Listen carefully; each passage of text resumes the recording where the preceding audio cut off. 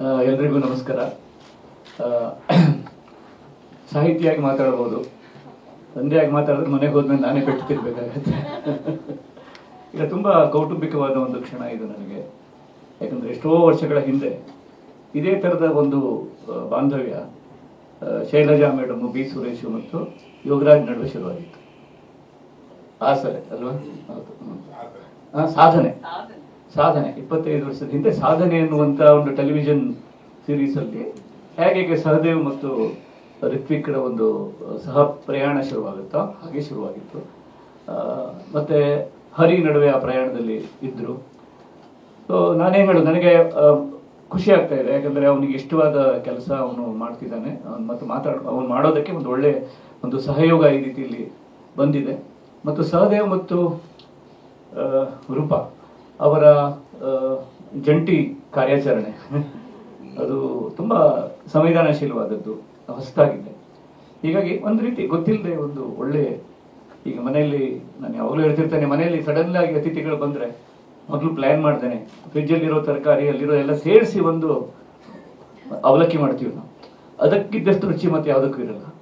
ಅಂದರೆ ಪ್ಲ್ಯಾನ್ ಮಾಡಿ ಏನೇನೋ ಮಾತಾಡೋದು ಗಂಟು ಮುಟ್ಟೆ ಅಂದರೆ ಆ ಥರ ಅಲ್ಲ. ನಾವು ಏನೋ ಅಲ್ಲ, ಸುಮ್ಮನೆ ಒಂದು ಇಂಪಲ್ಸಿವ್ ಆಗಿ ಪ್ರೀತಿಯಿಂದ ಮಾಡಿದ ಅಡಿಗೆ ಯಾವತ್ತೂ ಚೆನ್ನಾಗಿರುತ್ತೆ. ಆ ಥರದ ಒಂದು ರಾ ಪ್ರೀತಿಯಲ್ಲಿ ಆದ ಅಡಿಗೆ ಇದು. ಸೊ ನನಗೆ ತುಂಬ ಖುಷಿ ಇದೆ. ಆಮೇಲೆ ಹರಿ ಕರೆಕ್ಟಾಗಿ ಹೇಳಿದ್ರು, ಯೋಗರಾಜು ಕರೆಕ್ಟಾಗಿ ಹೇಳಿದ್ರು. ಅಂದರೆ ಯಾವುದು ಸರಿ ಯಾವುದು ತಪ್ಪು ಈಗ ನನಗನ್ಸೋದು, ಈಗ ಎಲ್ಲೋ ಪ್ರಭಾವ ಅದು ಈಗ ಒಂದ್ಸಲ ನನಗೆ ಇತ್ತೀಚೆಗೆ ಆಯಿತು ಇದು. ಯಾಕಂದರೆ ಈಗ ನನಗೆ 60 ದಾಟಿದೆ, ಹೀಗಾಗಿ ಬರೀತೀನಿ ನಾನು ಬಹಳ. ಸೊ ನಾನು ಬರೆಯುವಾಗ ನಾನು ಬರೆಯೋ ಸಾಲು ಎಲ್ಲೋ ಬೇರೆ ಓದಿದ್ದೀನಲ್ಲ, ಇದಿಲ್ಲದೆ ಎಲ್ಲೋ ಬಂದಿದೆ ಇದು ಅಂತ ಅನಿಸಿ ನಾನು ಆಮೇಲೆ ಅದನ್ನು ಬಕ್ಕಕ್ಕಿಟ್ಟದ್ದು ಇದೆ. ಆಮೇಲೆ ಗೊತ್ತಾಗಿದೆ ಅದು ನಾನೇ ಬರೆದಿರೋ ಸಾಲು ಅಂತ. 10 ವರ್ಷದ ಹಿಂದೆ ಯಾವುದೋ ಕಥೆಯಲ್ಲಿ ನಾನು ಬರೆದಿರೋ ಸಾಲು ಇವತ್ತು ನಾನು ಬರೆಯೋ ಕವಿತೆಯಲ್ಲಿ ಬಂದು. ಅಂದರೆ ಈ ರೀತಿ ಅದು ಎಲ್ಲಿ ಹೆಂಗೆ ಯಾವ ಜೇಬಲ್ಲಿ ಯಾರ ಕೈ ಇರುತ್ತೆ ಅಂತ ಹೇಳೋಕ್ಕಾಗಲ್ಲ ಅಂತಾರಲ್ಲ, ನಮ್ಮದೇ ಜೇಬಲ್ಲೂ ನಮ್ಮ ಕೈ ಇರುತ್ತೆ ಒಂದೊಂದ್ಸಲ. ಸೊ ಆ ರೀತಿಯ ಒಂದು ಕನೆಕ್ಟಿವಿಟಿ ಇದೆ, ಒಂದು ಬಾಂಡಿಂಗ್ ಇದೆ ಅದು. ಹೀಗಾಗಿ ಮತ್ತು ಹಾಡಿಗಿಂತ ಹೆಚ್ಚು ಅದರ ಕವರ್ ವರ್ಷನ್ಸ್ಗಳು ಹೆಚ್ಚು ಲೈಕ್ಸ್ ಪಡೆಯುವ ಕಾಲದಲ್ಲಿ ನಾವಿದ್ದೀವಿ. ಈಗ ಮೂಲ ಹಾಡನ್ನೇ ಜನ ಕೇಳಲ್ಲ, ಹೊರತು ಅದರ 2-4 ಲೈನು 2 ಲೈನು, ಹೀಗಾಗಿ ಎಲ್ಲದೂ ಬದಲಾಗಿದೆ. ಹೊಸ ತಲೆಮಾರು ಬಂದಿದೆ, ಅವ್ರದ್ದು ಒಂದು ಕಾಮನ್ ಸೆನ್ಸ್ ಲೆವೆಲ್ ಬೇರೆ ಇದೆ.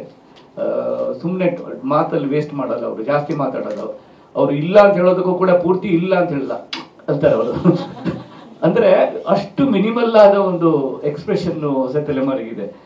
ಇಂಥ ವೇಳೆಯಲ್ಲಿ ಇದು ಅಂದರೆ ಕಲೆಯ ಮೇಲೆ ಜವಾಬ್ದಾರಿ ಮತ್ತು ಚಾಲೆಂಜಸ್ ಬಹಳ ಜಾಸ್ತಿ. ಅದಕ್ಕಾಗಿ ಈ ಟೀಮಿಗೆ ನಾನು ಅಭಿನಂದನೆಗಳನ್ನು ಹೇಳ್ತೇನೆ. ರಿತ್ವಿಕ್ಕಿಗೂ ಬಹಿರಂಗವಾಗಿ ಅಭಿನಂದನೆ ಹೇಳಿದ್ರೆ ಮಕ್ಕಳಿಗೆ ಎಲ್ಲರ ಮುಂದೆ ಮುದ್ದು ಮಾಡಿದ್ರೆ ಇಷ್ಟ ಆಗಲ್ಲ, ಆ ಥರ ಆಗ್ಬಿಡುತ್ತೆ ಅದು. But I am happy that ಅವನಿಗೆ ಇಷ್ಟವಾದ ಕೆಲಸ ಅವ್ನು ಮಾಡಿದ್ದಾನೆ. ಮತ್ತು I am very thankful that Hari, Shailaja ಮತ್ತು ಯೋಗರಾಜ್ ಅವರು ಅವನ ಬೆನ್ನು ತಟ್ತಾ ಇದ್ದಾರೆ. ಸೊ ತುಂಬ ಖುಷಿ ಆಗ್ತಾ ಇದೆ. ಈ ಹಾಡು ತಾಜಾ ಸುದ್ದಿ, ಇದು ಒಂಥರ ಹೆಚ್ಚು ಜನರಿಗೆ ಅದರ ಬಿಸಿ ಆಡದೇನೆ ತಲುಪಲಿ ಮತ್ತು ಚಿತ್ರಕ್ಕೆ ಅದರಿಂದ ಒಳ್ಳೇದಾಗಲಿ ಅಂತ. ನಾನು ಯಾವಾಗಲೂ ಯಾರಾದರೂ ಟೀಮ್ನವರು ನನ್ನ ಹತ್ರ ಹಾಡು ಬರೀಲಿಕ್ಕೆ ಬಂದಾಗ ನಾನು ಒಂದು ಹೇಳ್ತೀನಪ್ಪ, ನಾನು ತುಂಬ ಸೆಲ್ಫಿಶು. ನಿಮ್ಮ ಚಿತ್ರ ಹಿಟ್ಟಾಗಲಿ ಅಂತ ನಾನು ಹಾಡು ಬರೆಯಲ್ಲ, ನನ್ನ ಹಾಡು ಹಿಟ್ಟಾಗಲಿ ಅಂತ ಹಾಡು ಬರೀತೀನಿ ಅಂತ ಹೇಳ್ತೀನಿ ನಾನು. ಅದರಿಂದ ನಿಮ್ಮ ಚಿತ್ರಕ್ಕೆ ಹೆಲ್ಪ್ ಆದರೆ ಆಗಲಿ ಅಂತ, ಆ ಥರ. ಸೊ ಆ ರೀತಿಯ ಪರಿಕಲ್ಪನೆಗಳನ್ನು ಮೀರಿದ ಹಾಡಿನ ಚಿತ್ರಗಳಿವೆ. ಅಂದರೆ ಹಾಡು ಇದೆ ಪಾರ್ಟ್ ಆಫ್ ದ ನೆರೇಟಿವ್ ಇಂಥ ಚಿತ್ರಗಳಲ್ಲಿ. ಹಾಡು ಅಂದರೆ ಒಂದು ಸ್ಮೋಕರ್ಸ್ ಚೇಂಜು ಅಥವಾ ಒಂದು ಡಾನ್ಸ್ ಅಟ್ರಾಕ್ಷನ್ನು ಅಲ್ಲ ಇಂಥ ಹೊಸ ತಲೆಮಾರಿನ ಈಚಿನ ಚಿತ್ರಗಳಲ್ಲಿ. ಸೊ ಅದು ತುಂಬ ಬೇರೆ ಥರದ್ದೇ ಅನುಭವ. ಸೊ ಹೆಚ್ಚು ಮಾತಾಡಲ್ಲ, ನಾನು ಆಲ್ರೆಡಿ ಮಾತಾಡಿದ್ದೀನಿ. ಸೊ ನಿಮಗೆಲ್ಲ ಇನ್ನೊಮ್ಮೆ ಧನ್ಯವಾದ ಹೇಳಿ ನಾನು ಮಾತು ಮುಗಿಸ್ತೀನಿ. ಸಹದೇವ್ಗೆ ಮತ್ತು ನಿಮ್ಮೆಲ್ಲ ಟೀಮಿಗೆ, ಅಂದರೆ ಒಂದು ಎಂಟೈರ್ ಟೀಮ್ ಇದೆ. ಅಂದರೆ ಒಂದು ಆ ಚಿತ್ರ ನೋಡಿದ್ದೀನಿ, ಅದರಲ್ಲಿ ಪಾತ್ರವರ್ಗದವರು ಎಲ್ಲರೂ ನಮ್ಮ ಮನಸ್ಸಲ್ಲಿ ಕೂತ್ಬಿಟ್ಟಿದ್ದಾರೆ ಶಾಶ್ವತವಾಗಿ. ಮುಂದೆ ಬೇರೆ ಯಾವ ಪಾತ್ರ ಮಾಡಿದ್ರು ಮತ್ತೆ ಇದೇ ಪಾತ್ರ ನೆನಪಾಗಬೇಕು, ಅಷ್ಟು ಸ್ಟ್ರೈಕಿಂಗ್ ಆಗಿ ಕೂತ್ಬಿಟ್ಟಿದ್ದಾರೆ ಅವರು.